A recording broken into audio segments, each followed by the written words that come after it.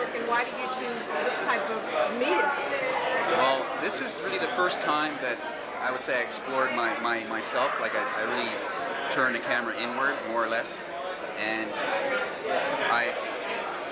when we try to think back to our childhoods, and this is where it's all starting. You know how some people say that the individual is formed in the first 7 years of life, kind of thing that's been said, and I believe that very much. I mean, I think there's a lot of truth to that. And as a result, I went back looking for things that I felt told my story, and I thought I wanted to present my story in an unconventional way, that I thought was, for me anyhow, because up until now I've been very much a documentary photographer, straightforward image. I wanted to experiment a little bit with the techniques that I had learned, and this I think presented itself with an opportunity to use objects from my past, from my childhood, and so on, and combine them with portraits of children. And the reason I used children is that, and I used different children. I used some are my own kids, and this is my own son, and some are children that I work with. There's an identification that I have with all of them, and I thought it was.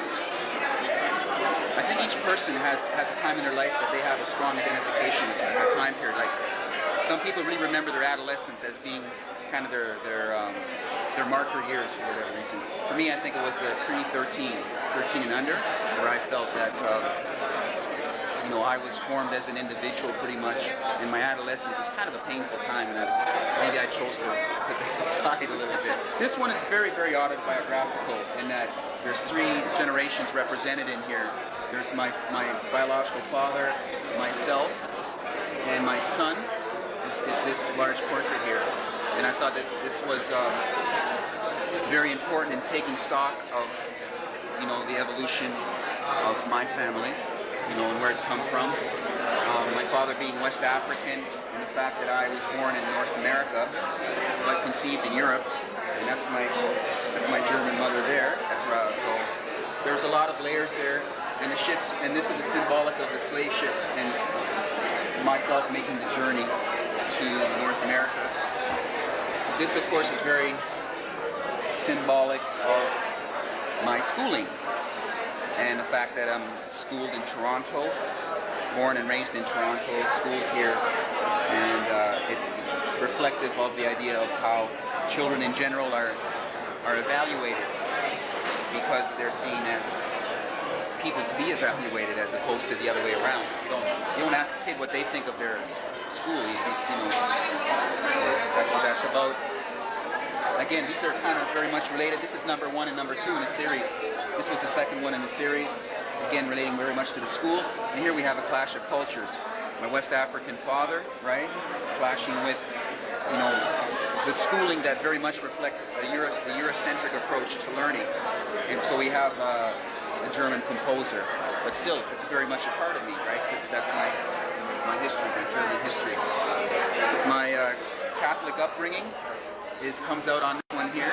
Okay, my first few years in school were in a separate school, and I'd say up until I was about 8 years old, I was very much immersed in a Catholic, the Catholic way of doing things. Let's say, I was baptized. I had my first communion, I think, that kind of thing. And but it's with me today, even though I'm not a practicing Catholic. You can't erase that. That's part of you, and it's the way you're going to deal. It's going to have an effect on the way you deal.